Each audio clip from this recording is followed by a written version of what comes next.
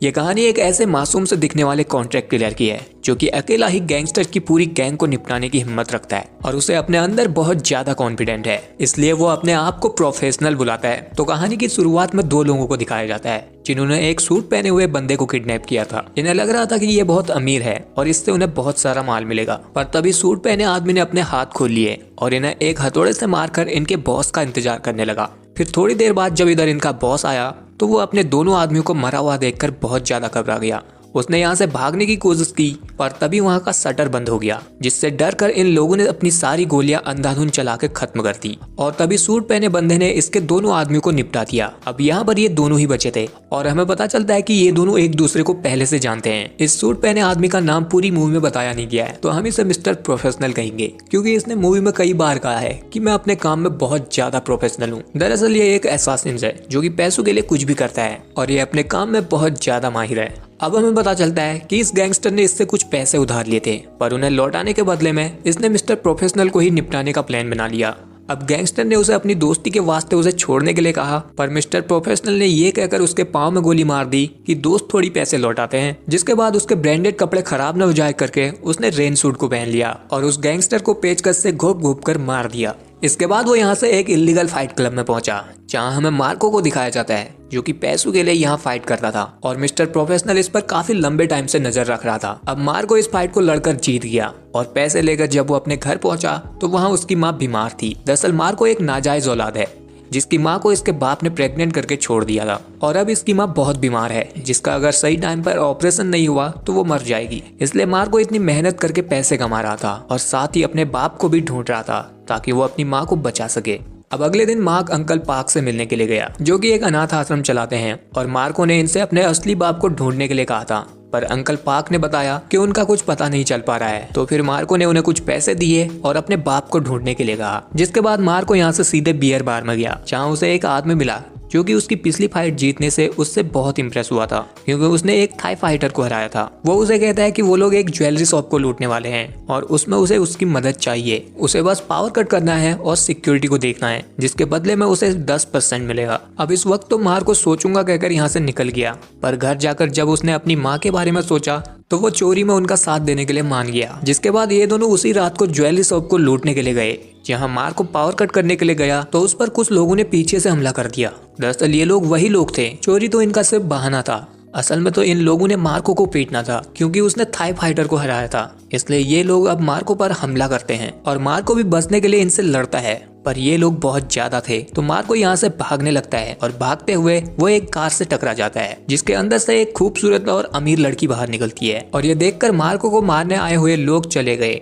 जिसके बाद वो लड़की मार्को को हॉस्पिटल ले गई जहां उसने मार्को की मरहम पट्टी करवाई और उसका ब्लड टेस्ट भी करवाया। मार्को उसे ज्यादा तकलीफ देना तो नहीं चाहता था, पर लड़की ने उसे प्यार से बोला तो वो हॉस्पिटल आ गया। इसके बाद उस लड़की ने मार्को से एक्सीडेंट के लिए माफी मांगी और उसे कुछ पैसे दिए। फिर पैसे लेकर जब मार्को हॉस्पिटल से बाहर आया तो उसे अंकल पार्क ने कॉल करके अपने पास बुलाया और बताया कि उसके पिता मिल गए हैं और वो भी उसे ही ढूंढ रहे थे, वो जल्दी ही उसे कांटेक्ट करेंगे।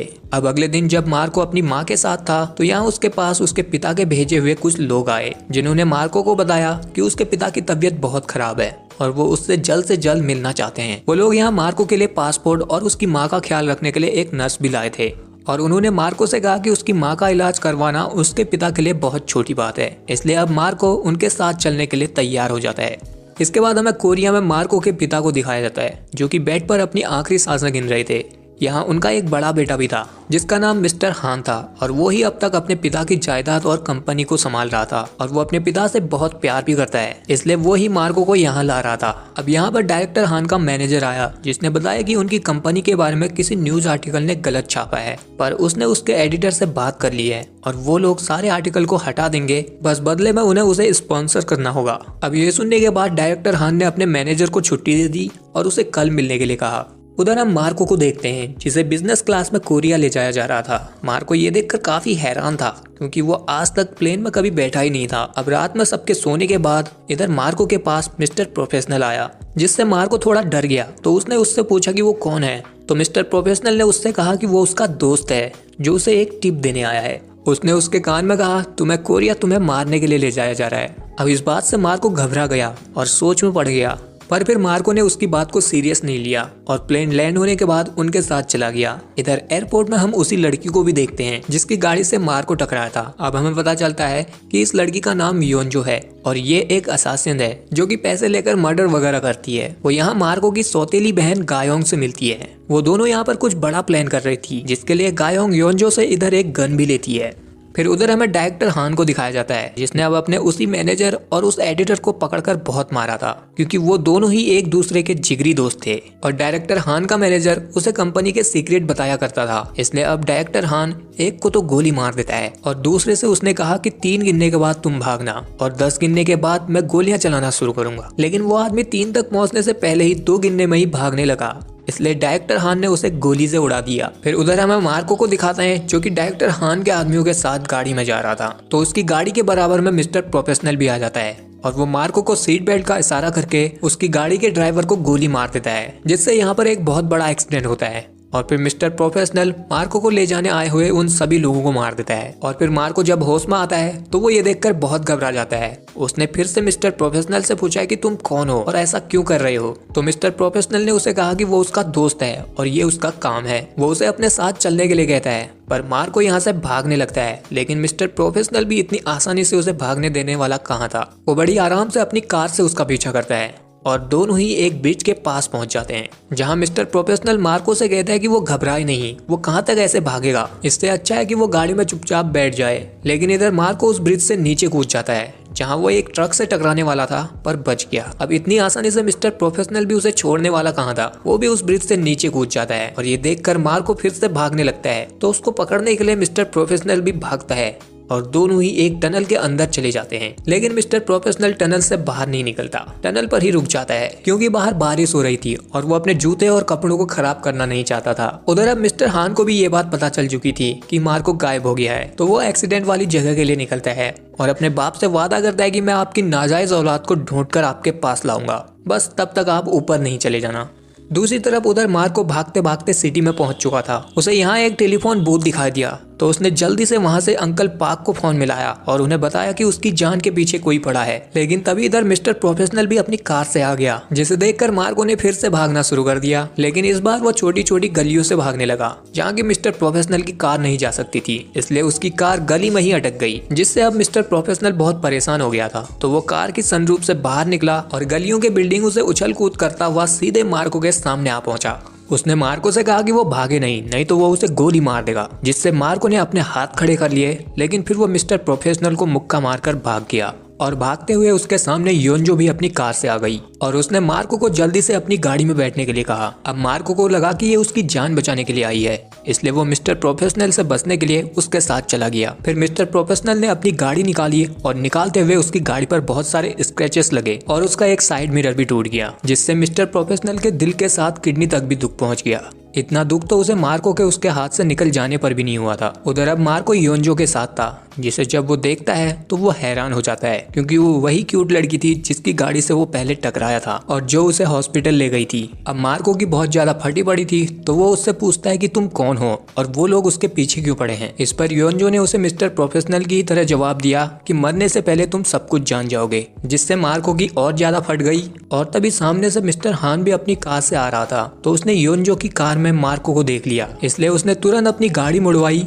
और अपने आदमियों के साथ योंजो का पीछा करने लगा और इनके पीछे पीछे मिस्टर प्रोफेशनल भी यहाँ तक पहुँच गया और वो इन्हें ओवरटेक करके योंजो की गाड़ी के बराबर में आ गया। योंजो ने उसे इशारा किया कि आगे देख ले, पर मिस्टर प्रोफेशनल कूल बनकर उसे ही इशारा करने लगा। वो तो सही टाइम पर उसने आगे देख लिया, नहीं तो वो एक ट्रक से टकराने वाला था, पर सही टाइम पर उसने कट मार लिया और बच गया। अब योंजो इन सबको चकमा देकर मार्को को अपने साथ एक जंगल में ले आई, जहां उसने मार्को की सारी कंफ्यूजन दूर की और बताया कि उतनी सारी गाड़ियां उसका पीछा इसलिए कर रही हैं क्योंकि उनमें तुम्हारा बड़ा भाई मिस्टर हान है और तुम्हारे पिता कोरिया के सबसे बड़े फाउंडेशन के मालिक हैं, जिसमें उन्होंने 50-60 स्कूल, कॉलेजेस और बहुत सारे हॉस्पिटल बनाए हैं। और उनके पास अरबों की जायदाद है। पर अब उनके पास 2 या 3 दिन ही बचे हैं क्योंकि उन्हें दिल की कोई बीमारी है और वो मर गए तो उनकी सारी जायदाद और वो फाउंडेशन उनकी सौतेली बेटी गायोंग को मिल जाएगी। क्योंकि जब तुम्हारे पिता की तबीयत खराब थी तो वो कभी कभी होश में आते थे और इसका फायदा उठाकर गायोंग और उसकी माँ ने मिलकर एक वसीयत बना दी कि अगर बुढ़ा टपका तो सारी जायदाद गायोंग को मिल जाएगी। डायरेक्टर हान को जब इस बात का पता चला तो उसे इससे बहुत गुस्सा आया,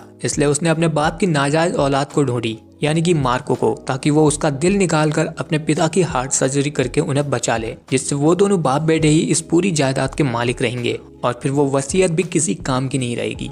अब ये सब बताकर योंजो मार्को के ऊपर गन तान देती है क्योंकि उसे उस छोटी लड़की गायोंग ने ही हायर किया था मार्को को मारने के लिए, क्योंकि बुड्ढे की सर्जरी हो गई तो उसके हाथों से तो सारी जायदाद ही निकल जाएगी। अब योंजो जब मार्को को गोली मारने ही वाली थी तो इधर पीछे से मिस्टर प्रोफेशनल ने उसकी गाड़ी ठोक दी और मार्को बच गया। फिर मार्को उससे लड़कर कार से बाहर निकल गया और जंगलों की तरफ भाग गया। योंजो ने उस पर गोलियां भी चलाई लेकिन वो बच गया। तो अब योंजो ने मिस्टर प्रोफेशनल पर ही गोलियां बरसा दी, लेकिन मिस्टर प्रोफेशनल तो प्रोफेशनल है तो वो गाड़ी में छुप गया और गोलियों से उसकी गाड़ी में छेद हो गए, जिससे उसे बहुत गुस्सा आया। अब योंजो की भी गोलियां खत्म हो चुकी थी तो वो उसने जल्दी से मैगजीन बदली और जैसे ही वो गोली चलाने के लिए तैयार हुई तो ऊपर से हेलो पापा इज हियर बेबी, और फिर उसने गाड़ी डेंट करने के बदले में योंजो को ठोक दिया। उधर हम मार्को को देखते हैं जो कि भागते भागते रोड पर पहुंचा तो यहाँ उसके भाई मिस्टर हान को वो मिल गया और वो उसे अपने साथ अपने पैलेस ले आया जहाँ उसने अपने बाप को डॉक्टरों की टीम के साथ तैयार रखा था। अब यहाँ उसने मार्को को सबसे पहले अपनी सौतेली बहन गायोंग से मिलाया, जिसे कि अंदर ही अंदर गुस्सा आ रहा था क्योंकि मार्को उसे जिंदा मिल गया था, इसलिए वो अपने दोनों भाइयों को इनडायरेक्टली नामर्द कहकर चली गई। फिर डायरेक्टर हान ने मार्को को अपने बुढ़ाऊ बाप से मिलाया और मार्को के साथ सेल्फी ली ताकि बाद में वो उसे अपने बुढ़े बाप को दिखा सके। इसके बाद उसने मार्को को इंजेक्शन देकर बेहोश कर दिया और डॉक्टर्स को हार्ट सर्जरी करने के काम में लगा दिया। डॉक्टर्स ने बताया कि सर्जरी करने में उन्हें 9 घंटे लगने वाले हैं, तो डायरेक्टर हान नहाने के लिए चला गया। उधर जब डॉक्टर्स मार्को की बॉडी को साफ कर रहे थे तो मार्को को सपने में अपनी माँ की आवाज सुनाई दी, जिससे वो होश में आ गया। और जब उसे होश में आता एक डॉक्टर ने देखा तो वो उसे दोबारा से बेहोश करने के लिए एनेस्थीसिया देने लगा, पर तभी उनमें से एक डॉक्टर ने वो इंजेक्शन उसी पर लगा दिया और यहाँ के सिक्योरिटी गार्ड्स को मारने लगा, जिसे देखकर सभी डॉक्टर्स डर गए और इस एरिया से भाग गए। और ये डॉक्टर और कोई नहीं बल्कि अपना मिस्टर प्रोफेशनल ही था जो कि मार्को को यहाँ बचाने के लिए आया था। उसने मार्को को उठाया और उसे यहाँ से जाने के लिए तैयार रहने के लिए कहा। अब मार्को ने अपने कपड़े पहने और अपने पिता से पूछा कि क्या कोई बाप ऐसा करता है जो खुद जिंदा रहने के लिए अपने बेटे का दिल लेना चाहता है। उसने कहा कि अगर तुम्हें यही चाहिए था तो उन लोगों को उसे ढूंढना ही नहीं चाहिए था। पर उधर जब डायरेक्टर हान नहाकर बाहर निकला तो उसने सीसीटीवी में इन दोनों को देख लिया और वो अपने आदमियों के साथ दरवाजे के बाहर पहुंच गया और मिस्टर प्रोफेशनल के साथ डील करने के लिए आवाज देने लगा। उधर उसकी आवाज सुनकर बुड्ढे ने मार्को के हाथ को पकड़ लिया, लेकिन मार्को अपना हाथ छुड़ाकर मिस्टर प्रोफेशनल के पास आ गया और उसने उससे पूछा कि अब तुम क्या करने वाले हो। इस पर मिस्टर प्रोफेशनल ने कहा कि हम दोनों उस दरवाजे से बाहर जाएंगे, और ऐसा कहकर उसने मार्को को ही गन पॉइंट पर कर लिया। जिसके बाद वो मार्को को दरवाजे के बाहर लाया जहां डायरेक्टर हान अपने आदमियों के साथ खड़ा था, जिसके साथ उसने डील की और उसे मार्को के बदले में $1 करोड़ उसके अकाउंट में ट्रांसफर करने के लिए कहा। अब ये सुनकर डायरेक्टर हान बौखला गया और वो उससे सब्जी मंडी की तरह बार्गेनिंग करने लगा कि 50 लाख में मान जा यार, लेकिन मिस्टर प्रोफेशनल ज्यों का त्यों 1 करोड़ में ही अड़ा रहा। तभी यहाँ इनके पीछे गायोंग बंदूक लेकर पहुंच गई और उसने पीछे से मार्को की तरफ गन चला दी, पर मिस्टर प्रोफेशनल ने उसे देख लिया था तो वो मार्को को अंदर खींच कर ले आया और फिर इन सभी लोगों ने इन पर गोलियां बरसाना शुरू कर दी। तभी मिस्टर हान को याद आया कि अंदर तो उसका बाप भी है, इसलिए उसने अपने आदमी को रोक दिया। पर उधर अब उसके बाप की एक गोली लग चुकी थी, अगर जल्द से जल्द उसका ऑपरेशन नहीं हुआ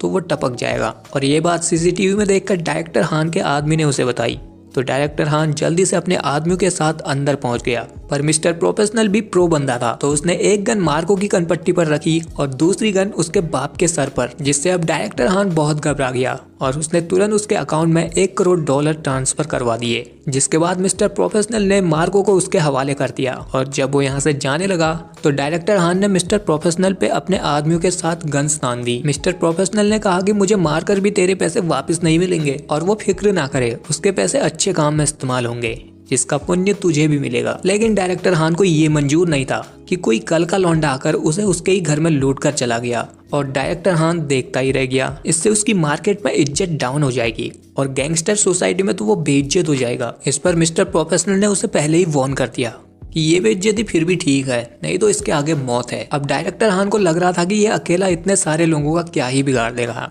तो वो उसकी बात को सीरियसली नहीं लेता। तो अब मिस्टर प्रोफेशनल ने मार्को को नीचे झुक जाने के लिए कहा और जल्दी से डायरेक्टर हान के पांव पर गोली मार दी ताकि वो उठ ना सके। फिर उसने अकेले ही उसके सभी आदमियों के साथ लड़कर फटाफट से एक एक से उन सभी को निपटाना शुरू किया और फाइट के बीच में डायरेक्टर हान के भी हाथ में एक गन लग गई। पर जब वो मिस्टर प्रोफेशनल पर चलाने वाला था तो उससे पहले 2 गोलियां उसके सीने पर लग गई जो कि मिस्टर प्रोफेशनल ने मार दी। फिर उसने एक ही झटके में उसके सभी आदमियों को भी निपटा दिया और मरते वक्त डायरेक्टर हान ने ये मान लिया कि मिस्टर प्रोफेशनल जैसा कोई प्रोइच नहीं है और कहा, मिस्टर प्रोफेशनल के आगे कोई बोल सकता है क्या। इसके बाद मिस्टर प्रोफेशनल मार्को के साथ जाने लगा क्योंकि उसके पांव से गोली छूकर निकली थी तो उसे बहुत दर्द हो रहा था, इतना दर्द कि वो फाइट के दौरान उसे भूल ही गया था।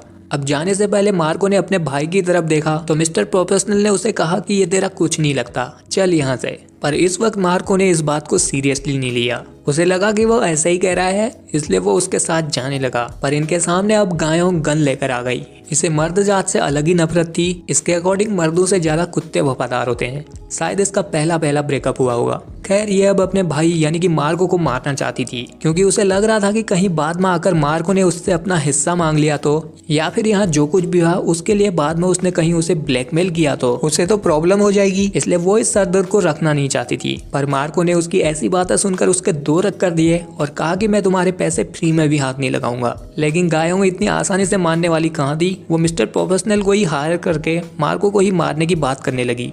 इस पर मिस्टर प्रोफेशनल ने कहा कि कितना कमीना परिवार है, हर कोई खून का प्यासा है, अच्छा है कि मार्को इस परिवार का हिस्सा नहीं है। अब ये बात सुनकर मार्को पूरी तरह हैरान रह गया और फिर मिस्टर प्रोफेशनल ने बताया कि ये पूरा प्लान उसी का है। उसे एक खतरनाक बीमारी है इसलिए वो पूरी मूवी में खांसते जा रहा था और उसे लग रहा था कि वो बहुत ही जल्द मर जाएगा, इसलिए वो मरने से पहले एक अच्छा काम करना चाहता था। और फिर एक दिन योंजो उसके पास आई कोरिया के सबसे बड़े बिलियनियर के नाजायज बेटे को ढूंढने का कॉन्ट्रैक्ट लेकर, जिससे मिस्टर प्रोफेशनल को भलाई करने का एक आइडिया आया और फिर उसने ये प्लान बनाया। इस प्लान में उसके साथ अंकल पार्क भी शामिल थे क्योंकि उन्हें अपने अनाथ आश्रम की जमीन और स्कूल बनवाने के लिए पैसे चाहिए थे। इसलिए फिर मिस्टर प्रोफेशनल ने मार्को को मिलियनर का बेटा बताकर उसकी सारी डिटेल उन्हें भेज दी, जिसे चेक करने के लिए ही योंजो मार्को से टकराई थी और उसे हॉस्पिटल जाकर उसकी ब्लड रिपोर्ट निकलवाई थी। पर डॉक्टर्स को मिस्टर प्रोफेशनल ने खरीद लिया था तो उसने नकली रिपोर्ट योंजो को दे दी, जिससे उन लोगों को यकीन हो गया कि मार्को ही उसके बाप की नाजायज औलाद है। अब ये सारी बातें सुनकर मार्को तो पूरी तरह से हैरान हो गया और वो गुस्से में मिस्टर प्रोफेशनल को मारने लगा। तो मिस्टर प्रोफेशनल ने उसे बताया कि जो 1 करोड़ उसके पास आए हैं उनमें उसका एक नया घर और उसकी माँ के लिए इलाज के पैसे भी हैं। पर तब भी उसका गुस्सा शांत नहीं हुआ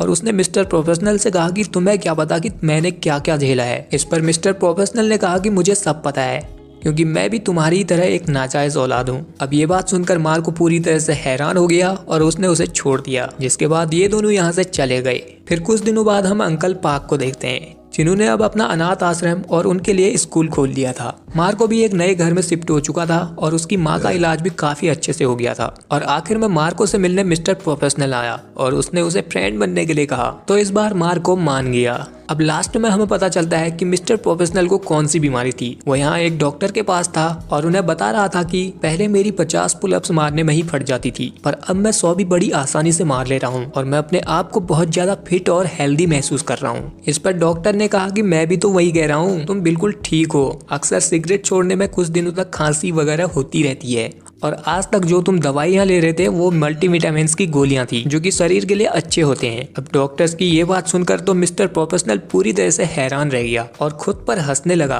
क्योंकि उसने ये सोचकर कि वो मरने वाला है इतना बड़ा प्लान किया था। इसका मतलब है कि उसके कोई भी बीमारी नहीं थी, बस उसने सिगरेट छोड़ी थी जिस वजह से उसे खांसी हो रही थी और उसे लगा कि वो मरने वाला है। और यही बे कहानी दी है। सो गाइज आई होप कि आपको ये वीडियो पसंद आया तो इस वीडियो को लाइक शेयर तो आपको करना ही है और नए हो तो चैनल को सब्सक्राइब कर लीजिए और बगल वाले बेल आइकन को ऑन जरूर करना, तभी आप लोगों को मेरी वीडियोस की नोटिफिकेशन पहुंच पाएंगी। बाकी मैं मिलता हूं आपसे अगली वीडियो में, तब तक के लिए आप मेरे चैनल की और वीडियोस को भी देख सकते हैं और एंजॉय कर सकते हैं।